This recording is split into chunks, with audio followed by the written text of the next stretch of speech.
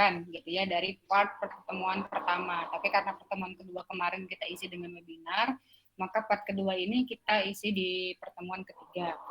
Jadi hari ini insya Allah kita akan membahas dasar sistem tenaga listriknya. Sebelumnya mungkin ada yang bisa menceritakan untuk menjawab pertanyaan ini. Bisa angkat tangan, sebutkan nama dan nama aja deh cukup. Silakan. How electricity gets to your home? Silakan. Ada yang mau berpendapat?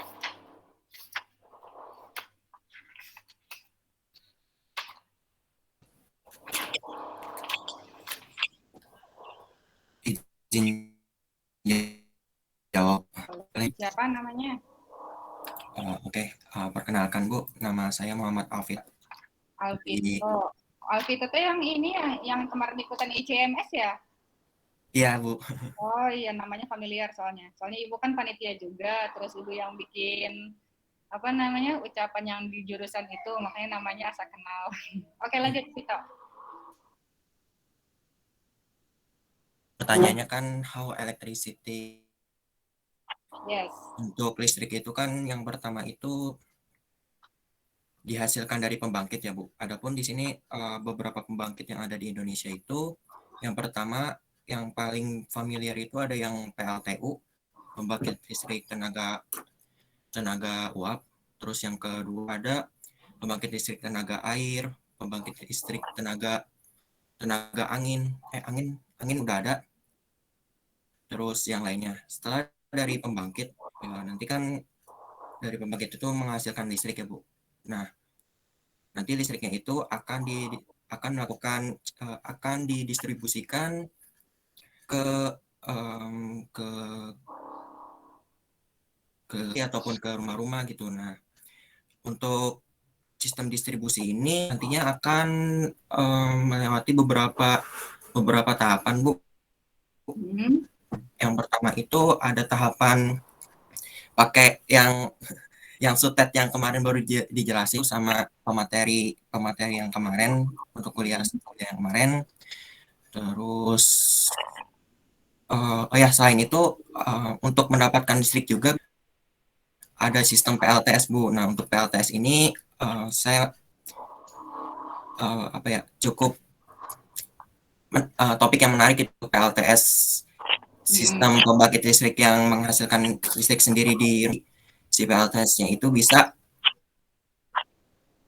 dipasang di rumah sendiri untuk sendiri tanpa dari PLN gitu Bu. Kemarin pas research di ICMS juga terkait PLTS ya sama Reno dan kawan-kawan ya? Iya Bu, tentang PLTS.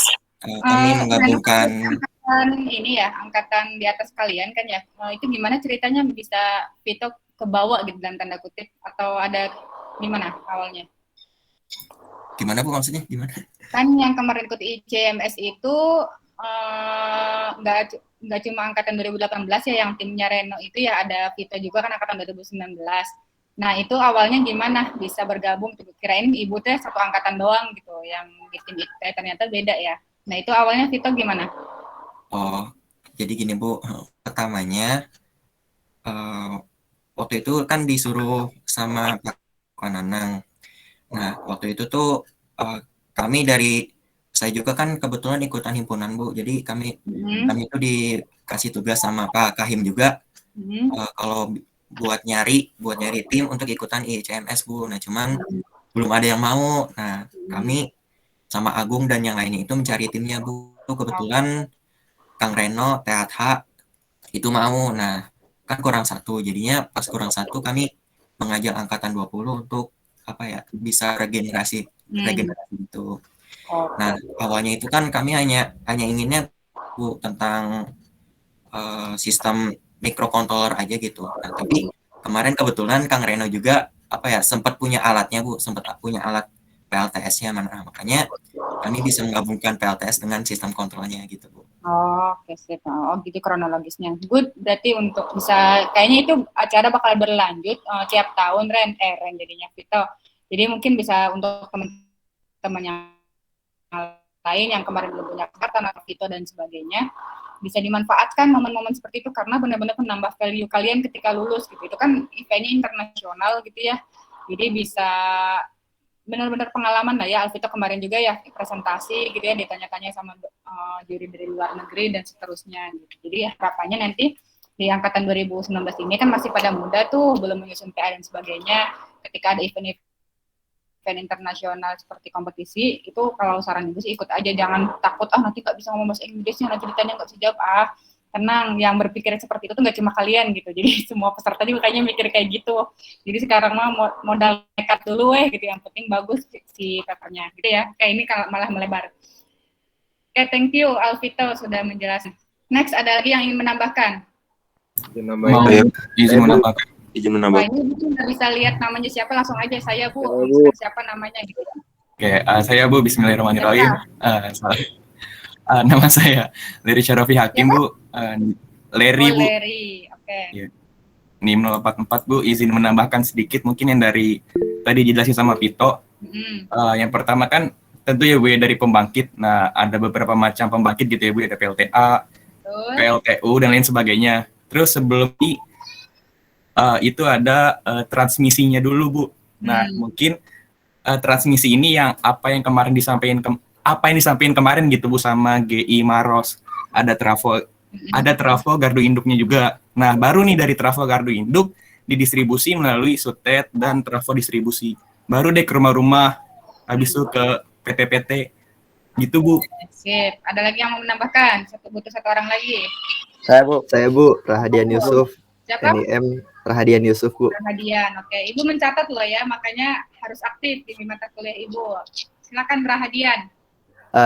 Ini saya bahas basic diagramnya aja, Bu. Jadi dari yang pernah saya bahas di PLTSA yang ada di daerah Jakarta itu, dia pertama di pembangkitnya itu masuk dulu ke trafo step up. Ya, trafo step up. Apa itu? Buat naikin tegangannya, Bu. Habis itu dia tegangan listriknya, voltasenya. Kenapa dinaikkan? Kurang tahu Bu, saya nggak bahas detail, lupa. Habis itu dia masuk ke sutet. Nah, dari sutet itu dia dialirin ke listrik. Sutet itu menara distribusi yang tingkat provinsi, Bu. Singkatannya apa coba? Sutet itu kurang tahu, Bu. Parah nih. Saya nggak begitu mendalami ini, Bu. Baru-baru nyoba baca juga. Oke, sip. It's okay. Lanjut dulu. Nah, dari sutet ini dia di step down di garda daerah gitu. Habis itu didistribusi jaringan distribusi yang pakai tiang listrik itu loh, Bu, ke rumah-rumah.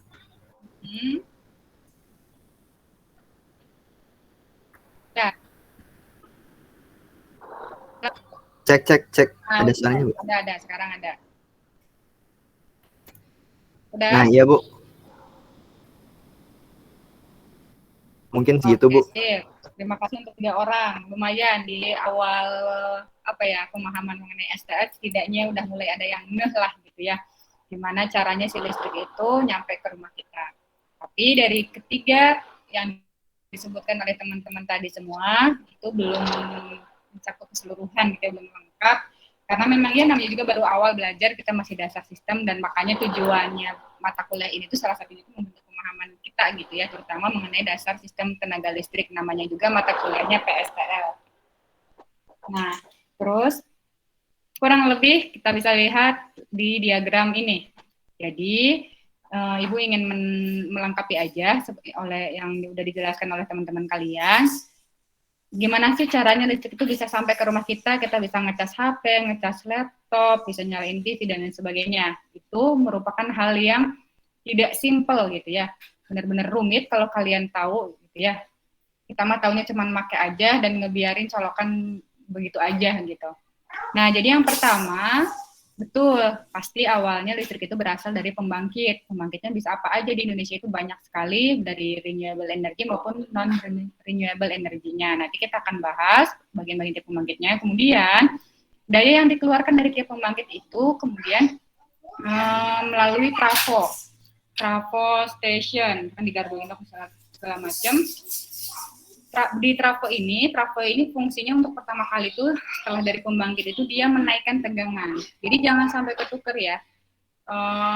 dari tahun kemarin itu setiap ibu nanya trafo fungsinya untuk naikin Bu, naikin apa? Ada yang jawab tegangan, arus, daya dan sebagainya. Di sini yang dinaikin itu adalah level tegangannya. Kenapa dinaikkan tegangannya? Ada yang bisa jawab nggak? Tadi Ibu nanya ke Rahadian belum bisa jawab. Yang lainnya ada yang bisa jawab nggak? Kenapa tegangan butuh dinaikkan? Siapa namanya? Iqbal, Bu. Iqmal. Kalau setahu saya mah dinaikin si tegangannya tuh biar kan dari trafo step up kan itu jalur lewat sutet ya Bu. Itu kan jalur sutet tuh panjang yang menara-menara gitu yang listrik. Nah, dinaikin tegangannya itu biar si nggak kehilangan daya gitu Bu. Kan itu jalur sutetnya itu sangat panjang gitu Bu. Betul, kurang lebihnya seperti itu alasan utama. Kenapa tegangan itu kita butuh menaikkan?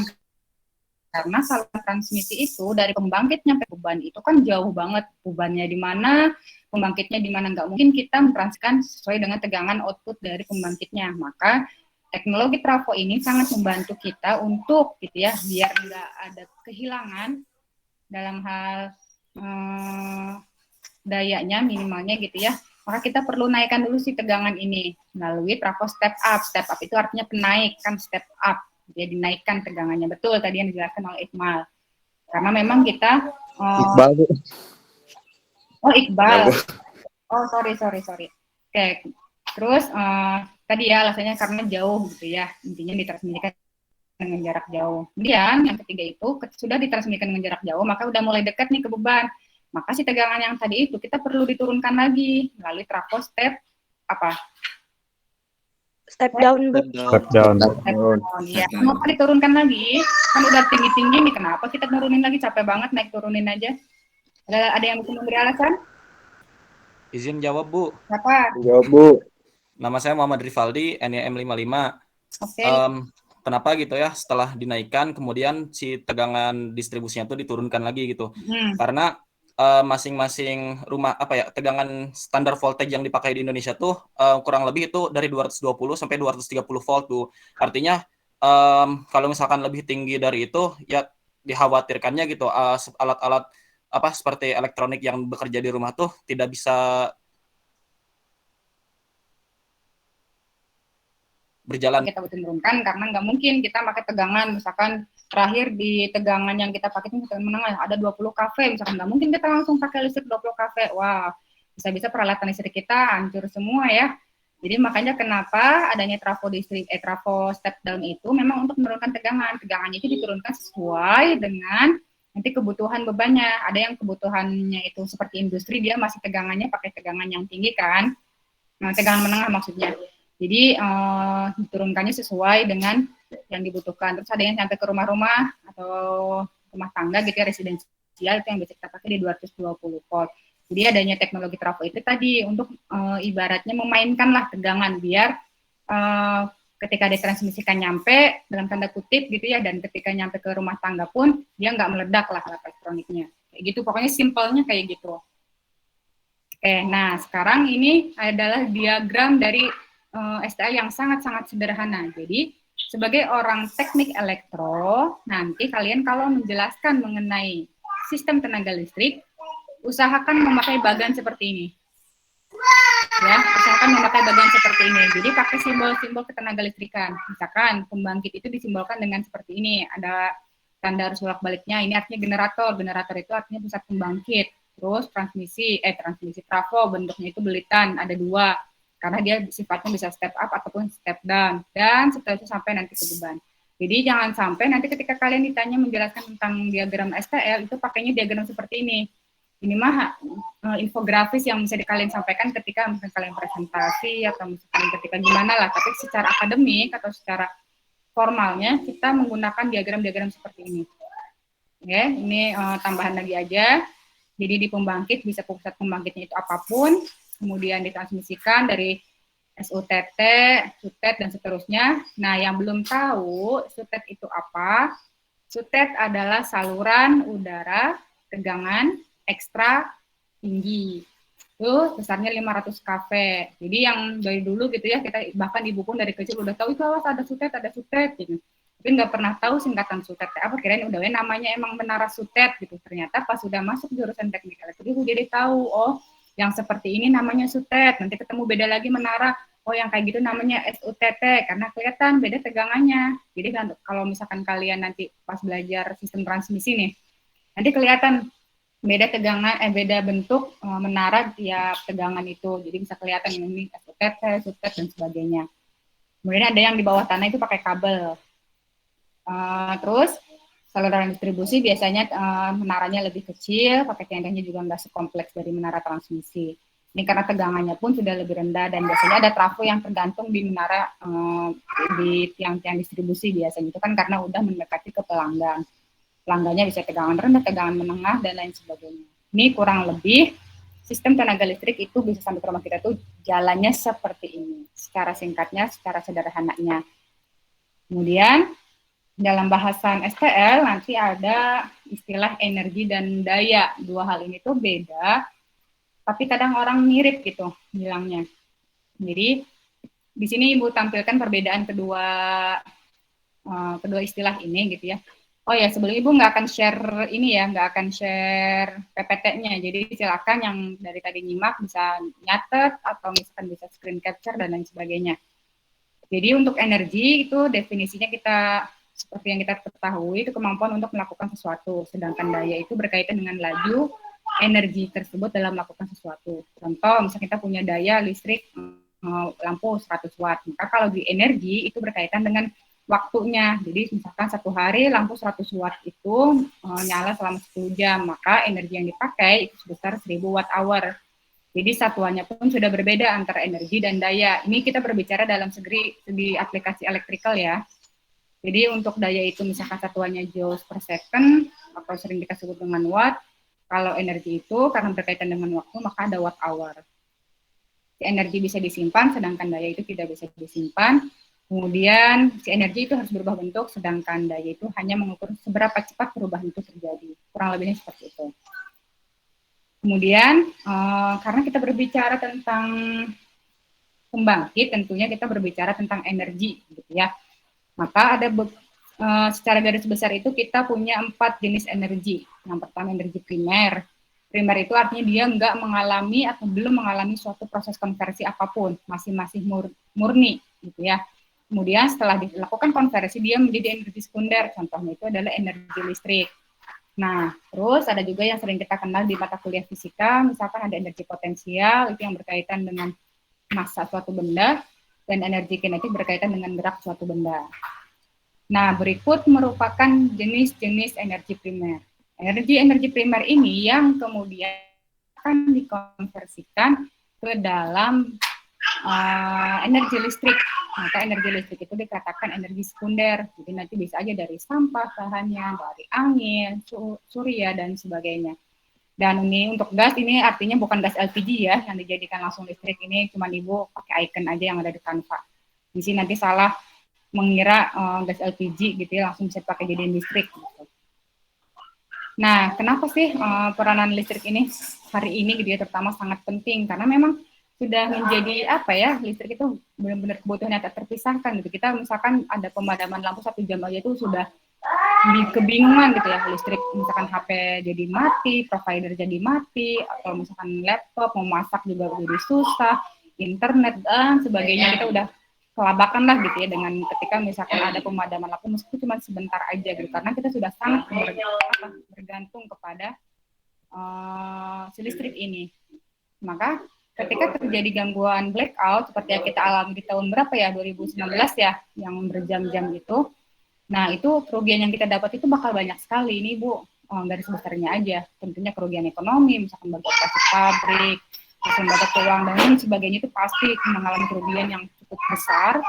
Kemudian bisa juga mengakibatkan kekacauan, misalkan di bandara, stasiun kereta api, dan sebagainya. Karena setiap elemennya itu berhubung dengan listrik gitu ya. Jadi ketika satu listrik mati ya udah gitu, pasti ngefek kemana-mana. Tentunya juga misalkan terdapat korban jiwa misalnya karena ketika di rumah sakit misalkan tiba-tiba pada lagi operasi gitu ya dan sebagainya. Tentunya hal-hal ini tidak kita inginkan, maka segimanapun mungkin gitu ya listrik itu diusahakan tetap dapat mensuplai kebutuhan. Nah, yang kedua kita hari ini sedikit membahas mengenai dasar sistem pembangkitan tenaga listrik. Jadi dari dasar sistem tenaga listriknya, sekarang kita masuk ke part yang ke elemen yang pertama dalam STL itu dasar pembangkitan. Nah, kita ulang lagi. Jadi bagi yang masih belum mudeng gitu ya, belum connect dari sistem tenaga listrik, bisa dilihat secara garis besar dari nomor 1 sampai nomor 6. Nah, ini tentang sistem tenaga listrik klasik. Jadi tenaga listrik klasik itu artinya yang kita berbicara adalah sistem AC ya. Nah, dalam sistem tenaga listrik ini, semakin besar stasiun pembangkit listrik, dia itu maka dikatakan skala ekonomi sistemnya menjadi lebih efisien. Nah, sistem AC biasanya itu lebih fleksibel untuk listrik dialirkan dalam jarak yang jauh. Karena kenapa? Karena daya listriknya itu kan merupakan P atau daya listrik itu kan perkalian antara tegangan dan arus. Jadi ketika dayanya besar dan kita menggunakan V atau tegangan yang relatif tinggi dengan cara menaikkannya melalui trafo, maka arus yang mengalir itu relatif kecil, sehingga rugi-rugi yang didapatkan semakin minim gitu ya. Dengan begitu kita membutuhkan kawat-kawat penyaluran listrik yang lebih kecil lagi dan tentunya harganya jadi lebih efisien, lebih murah. Nah, dengan kita menurunkan tegangan menjadi lebih rendah, sehingga listriknya itu relatif tidak terlalu berbahaya untuk berada dekat dengan manusia atau konsumen atau misalkan pengguna. Jadi dengan V yang lebih rendah ini, isolasi-isolasi yang digunakan di peralatan listrik di rumah misalnya, itu bisa lebih tipis. Tentunya hal ini bisa menjadi lebih efisien gitu ya dalam produksi peralatan elektronik yang ada di rumah. Kemudian dengan sistem AC yang besar ini kita bisa melakukan interkoneksi saling terhubung di berbagai level tegangan yang berbeda sehingga sistemnya itu jadi lebih luas dan lebih handal. Jadi seperti yang kalian ketahui bahwa misalkan untuk menyuplai beban gitu ya di suatu daerah itu tidak hanya mengandalkan suatu pusat pembangkit saja, tapi pusat pembangkit itu terinterkoneksi dengan pembangkit-pembangkit lain dalam satu sistem, gitu. Seperti yang dijelaskan di pertemuan pertama kalau Ibu tidak salah. Jadi nanti untuk menyuplai beban, misalkan dengan kebutuhan daya berapa megawatt dalam misalkan untuk satu hari, itu bisa disuplai oleh beberapa macam pembangkit. Nah, itu namanya sistem interkoneksi. Jadi nanti benar-benar saluran transmisinya pun terinterkoneksi sampai nanti ke pelanggan. Terus secara fundamental pembangkitan listrik itu tidak terlalu jauh dari diagram ini. Jadi kalau kita ingin bicara bagaimana dasarnya pembangkitan listrik dari sumber energi yang berbeda-beda, kita bisa lihat di sini. Jadi ini Ibu sudah gambarkan diagramnya. Ibu dapat juga dari sumber bahwa tujuan kita itu kan untuk mendapatkan elektrikal ya. Jadi energi listrik kita bisa dapatnya dari berbagai macam, bisa dari nuklir, misalkan dari panas, dari bahan kimia misalkan, atau dari solar dan seterusnya. Tentu ini merupakan alur-alurnya aja secara singkatnya. Dan prakteknya pastinya lebih rumit daripada ini, ya. Next. Nah, karena kita berbicara tentang pembangkitan, otomatis kita berbicara tentang mesin-mesin listrik. Nah, yang kita ketahui secara garis besar mesin listrik itu kan ada 3 kurang lebihnya ya, ada generator, motor, dan trafo. Generator, motor, dan trafo ini nanti akan kita lebih bahas lebih lanjut lagi di mata kuliah mesin-mesin listrik. Jadi kalau yang angkatan kemarin itu dibahas di sini juga karena belum ada mata kuliah mesin listrik. Jadi benar-benar dipadatkan di mata kuliah STL. Nah, sekarang karena di kurikulum baru ini dan kalian sudah menerapkan kurikulum baru di angkatan kalian, jadi mata kuliah pembahasan mengenai mesin-mesin listrik ini Ibu keep untuk nanti di mata kuliah mesin listrik saat kalian mengambil konsentrasi power. Jadi nanti yang nggak ngambil konsentrasi power otomatis nggak akan tahu nih apa itu generator, motor, trafo, dan seterusnya. Mungkin tahunya secara fungsi umumnya aja. Nah, ini kurang lebih diagram yang menghubungkan antara ketiga mesin listrik tersebut. Jadi kalau kita butuh dari energi listrik ke energi mekanik, maka kita butuh motor untuk digunakannya. Misalnya di peralatan rumah tangga apa tuh yang mengkonversi energi listrik menjadi energi gerak? Ada yang tahu? Contohnya apa? Mixer, Bu. Mixer. Apa? Mesin cuci. Mesin cuci, apalagi kipas, Blender. betul, blender. Oke, sekarang dibalik dari energi mekanik ke energi listrik, memakai generator.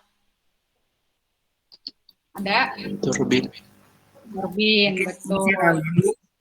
Ya, betul. Jadi harus tahu perbedaan fungsi generator dan motor di setiap komponen gitu ya, di setiap elemen, itu peralatan rumah tangga ataupun peralatan industri. Jadi nanti harus tahu dari segi bentuk, fungsi, dan karakteristiknya. Nah, kalau kita ingin melakukan perubahan dari energi listrik ke energi listrik lagi, baru pakainya trafo, karena dia tidak mengkonversi ya. Trafo itu tidak mengkonversi, tapi dia hanya menaikkan atau menurunkan tegangannya. Kayak gitu, ini kurang lebih hubungannya. Dan ini bagian dari mesin listriknya, tidak akan Ibu bahas di sini. Ini juga prinsip dasar dari mesin listrik. Kita skip dulu aja. Kita langsung ke, oh ya, untuk indikator ekonomi pembangkit ini sebenarnya harusnya masuk di pembahasan mata kuliah pembangkitan. Jadi kalau di universitas lain itu ada mata kuliah namanya mata kuliah pembangkit listrik, misalkan atau apapun itu yang sejenis lah ya. Nah, di kita kan nggak ada karena keterbatasan SOT ya. Jadi benar-benar dipadatkan di salah satu mata kuliah. Nah, makanya mata kuliah PSTL ini benar-benar memadatkan prinsip STL secara umum. Jadi STL itu kan secara umum ada nanti pembangkit, transmisi, distribusi, sampai ke beban. Nah, itulah yang akan kita bahas, yang akan kita fokuskan di mata kuliah ini. Meskipun tidak sampai ke dalam-dalamnya, at least di kulitnya aja kita sudah paham gitu. Termasuk nanti mengenai pembangkitan ini tidak akan kita lebih lanjut lagi ngebahas tentang indikator ekonomi pembangkit, karena ini sudah terlalu dalam. Jadi nanti kita akan membahas fokusnya tentang cara kerja dari pembangkit itu aja. Oke ya. Nah, sampai situ kita ini untuk next pertemuan. Nah, kita kan bahasanya sekarang tentang pembangkit. Untuk memahami tiap pembangkit, ini ada tugas. Bentar ya. Oke. Bentar, ini masih loading. Nah, oke, ini karena 2 kelas ya. Biar efektif, jadi nanti kelompoknya bentuk kelompoknya digabung aja, terserah kalian mau misalkan misal ini mah ya, saran Ibu misalkan kelas A itu 1 sampai 5, kelas B-nya 6 sampai 10, atau misalkan aku mau berkelompok dengan kelas B, silahkan, tapi benar-benar itu disepakati bersama. Pembagian kelompoknya itu mau berdasarkan kelas atau mau berdasarkan bab ini. Jadi intinya nanti 2 kelas ini Ibu butuh 10 kelompok. 10 kelompok untuk pertama sampai PLTU, kelompok keduanya ini dan seterusnya sampai PLT angin, pembangkit tenaga angin atau Bayu. Nah, jadi dari berapa puluh orang ini ya, kelas A dan kelas B, silahkan bentuk 10 kelompok. Jadi mungkin ada perbedaan tiap kelompoknya. Tugasnya membuat presentasi PPT sesuai dengan sesuai dengan topiknya. Dan nanti akan dipresentasikan mulai minggu depan. Jadi minggu depan itu kita setidaknya bakal presentasi 5 bab, 5 kelompok. Nanti minggu depannya lagi 5 kelompok lagi. Kayak gitu. Nanti isi di PPT-nya kurang lebih nih ya. Ada dasar teorinya, kemudian cara kerjanya itu seperti apa, komponen yang adanya kayak gimana, dan ada apa aja, kelebihan dan kekurangan dari pembangkit tersebut apa, dan potensi di Indonesia itu seperti apa. Misalkan potensi pembangkit listrik tenaga angin atau Bayu di Indonesia itu seperti apa. Itu banyak datanya ya, kalian bisa googling ke lembaga-lembaga terkait misalnya. Kemudian sebaran di Indonesia-nya seperti apa. Jadi yang udah existing, misalkan yang udah dibuat oleh Indonesia tuh, misalkan untuk pembangkit listrik tenaga Bayu itu udah ada berapa, kapasitasnya berapa, dan seterusnya. Itu artinya sebaran di Indonesia dan letaknya di mana aja. Ini banyak datanya di Google maupun misalkan kalian bisa sambil lihat YouTube misalkan. Nah, kemudian jangan lupa sertakan video terutama terkait dengan cara kerjanya, biar teman-teman yang lain itu paham, oh iya cara kerjanya pembangkit listrik tenaga panas bumi itu seperti ini, pembangkit listrik tenaga Bayu itu seperti ini, gitu ya. Ada yang ditanyakan dulu nggak? Silakan. Kalau ada yang ditanyakan? Izin bertanya, Bu. Yuk. Nama saya Nur Rahman, NIM 11970070059. Mau bertanya terkait yang bagan diagram tadi, Bu. Ya, mengenai gimana? pembangkit listrik. Nah, itu kan pakai blok-blok diagram ya Bu. Nah, untuk vendor-vendor pembangkit listrik yang ada, perusahaan-perusahaan pembangkit listrik yang ada di Indonesia sendiri itu, mereka itu pakai sistemnya pakai apa ya? Pakai Disk Silent atau etap atau memiliki sistem sendiri gitu Bu. Itu mah kan Disk Silent, etap mah Untuk cuma analisisnya Bu. Itu tools aja, beda-beda tergantung kenyamanan tiap pengguna, tergantung kebijakan tiap instansi, misalkan gitu ya, misalkan aja di GI ini untuk menganalisis misalkan pakainya Disk Silent, di yang lain misalkan pakainya etap, di lain lagi misalkan pakainya apa gitu. Itu mah nggak ada ketentuan umum, tergantung kebutuhan, mana tools yang lebih efektif ketika menghadapi suatu masalah dan untuk dianalisisnya. Oke? Oke Bu, berarti tergantung kebutuhan juga ya Bu ya? Iya, Terima kasih Bu. kebutuhannya. Kayak misalkan kalian mau menganalisis tentang aliran daya, itu bisa aja pakai MATLAB, bisa aja pakai etap, bisa aja misalkan pakai Disk Silent, tergantung kebutuhan, mana yang lebih, terus yang mana yang lebih efektif, dan tergantung kemampuan si usernya, lebih enak nyaman pakai yang mana, gitu kan ya. Dan datanya juga, misalkan kalau pakai etap, misalkan butuh A, B, C, D, E, data inputnya, sedangkan pakai Disk Silent, misalkan butuh A, B, C, D, E, F, G, misalkan. Nah, mana yang memungkinkan nih, gitu aja. Itu benar-benar udah praktik banget ya ketika sudah di industri. Ada lagi? Ibu, saya mau bertanya. Nama Ifak Nahak, NIM 077, Yunfa, Bu. Yunfa, gimana Yun? Kan kalau di Indonesia tuh tegangannya itu 220 volt ya, Bu. Nah, sedangkan di Jepang itu 110. Itu teh perbedaannya gimana, Bu? Apakah lebih stabil atau gimana tuh? Ayo. Cari tahu sendiri itu benar-benar nggak boleh, itu benar-benar pengetahuan tambahan, wawasan tambahan. Kenapa tegangan di setiap negara berbeda, bahkan kalau kalian berkelana di negara-negara lain pun colokannya bakal beda gitu ya. Bahkan nah itu harus cari tahu sendiri, itu benar-benar untuk menjawab kepenasaran kalian. Nggak akan Ibu kasih tahu di sini, biar tahu deh semuanya. Jadi ketika misalkan ke Cina, kita pakai tegangan sana berapa, dicek dulu, jangan sampai kalian pas main jalan-jalan ke luar negeri bawa charger dari HP kalian, laptop kalian yang nggak support gitu ya tegangannya. Jadi tahu main colok-colok aja untuk ngecas, wah hati-hati tuh bisa ngerusak perangkat kita. Silakan cari tahu sendiri ya, Yunfa dan teman-teman yang lain yang penasaran kenapa sih berbeda gitu. Frekuensi terutama, terus tegangan dan lain sebagainya. Bahkan kan penggolongan SUTT, SUTT, tegangan menengah, tegangan tinggi, itu tiap negara berbeda-beda. Apa yang melandasi itu semua? Silakan explore sendiri. Next, ada lagi. Ini terkait tugas, ada pertanyaan nggak? Izin bertanya Ibu, terkait tugas. Boleh siapa? Rizky Ramdhani Mustafa, NIM 68, izin bertanya, kan ini kita presentasi ya Bu per kelompoknya itu. Nah, lalu untuk durasi per kelompoknya itu berapa menit? Lalu apakah si videonya juga nanti akan disiarkan gitu ke teman-teman yang lain biar nanti bisa memperkirakan durasi videonya juga? Oke, siap, betul, pertanyaannya menarik. Oke, kita alokasi untuk presentasi ini 2 minggu kan ya, jadi pertemuan keempat, berarti pertemuan minggu depan dan minggu depannya lagi, jadi pertemuan 4 dan 5 kita akan presentasi. Setiap pertemuan itu kan kita alokasi waktunya 150 menit ya, karena 3 SKS. Nah, berarti kurang lebih karena cuma ada 2 pertemuan, berarti pertemuan keempat ini cuma kelompok 1 sampai kelompok 5, pertemuan ke-5-nya ini kelompok 6 sampai kelompok 10. Nah, untuk sekali pertemuan itu kan ada 5 kelompok yang tampil.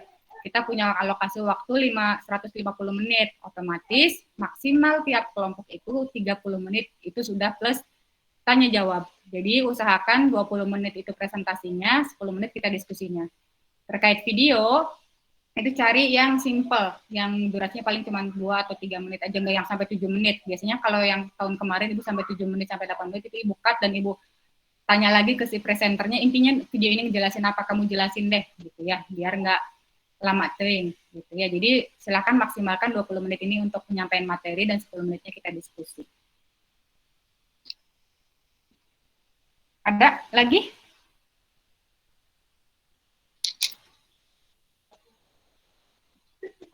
Bu, izin bertanya lagi Bu, soalnya pernah ya Bu seperti ini gitu di mata kuliah sebelumnya itu di tentang lingkungan hidup. Nah itu teh per kelompoknya itu gak sesuai alokasi waktu itu gimana Bu? Misalnya gak cukup 30 menit, apakah pada saat untuk mata kuliah ini akan di-cut meski misalnya 3/4 jalan, apa dibiarkan dulu gitu Bu?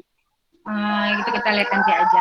Soalnya memang kejadiannya juga kok di yang tahun kemarin, di angkatan kemarin juga ya gitu molor pada akhirnya gitu. Jadi kalau di angkatan kemarin itu akhirnya kelompok yang belum presentasi itu didistribusi di tiap pertemuan di akhir-akhir menjelang UAS. Jadi misalkan habis membahas apa kita langsung presentasi alokasi waktu gitu. Tapi harapannya kita di angkatan ini mah mudah-mudahan sesuai waktu. Jadi 2 pertemuan itu kita udah beres presentasi, nggak ada presentasi susulan lah ibaratnya gitu ya. Bismillah kita ikhtiarkan dulu aja. Baik Bu, terima kasih Bu. Yuk. Ada lagi? Jangan lupa ya ini tolong kosmanya nanti kirim ke Ibu daftar hadir peserta hari ini. Silakan, ini sudah di screen capture. Kalau nggak ada pertanyaan lagi, Ibu akhiri. Ada lagi?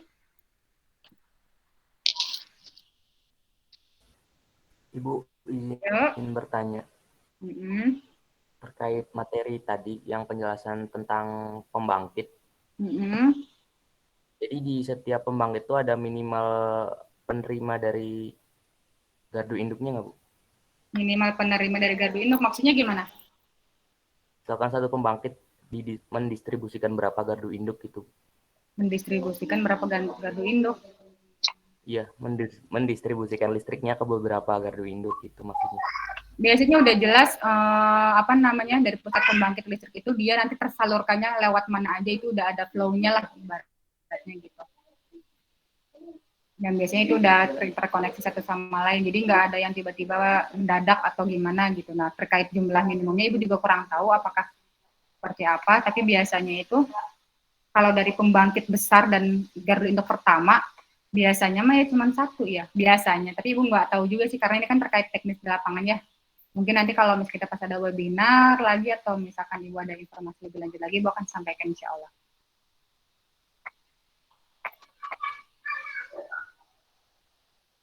Ada lagi? Baik, Bu. Terima kasih Bu.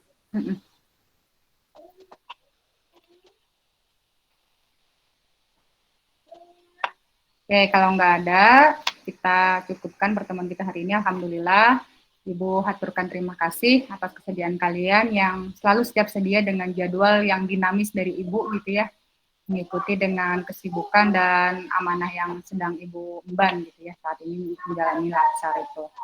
Jadi kedepannya pokoknya selalu koordinasi aja. Ibu juga akan selalu share-share di grup kalau misalnya ada perubahan-perubahan jadwal.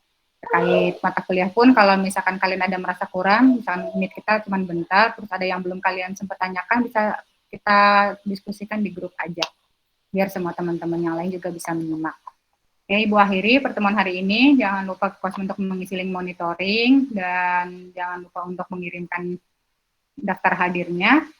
Ini cuma 62 orang yang biasanya sampai berapa, 70-an atau 80-an gitu ya. Jadi sudah bisa dipastikan ada yang nggak hadir gitu ya.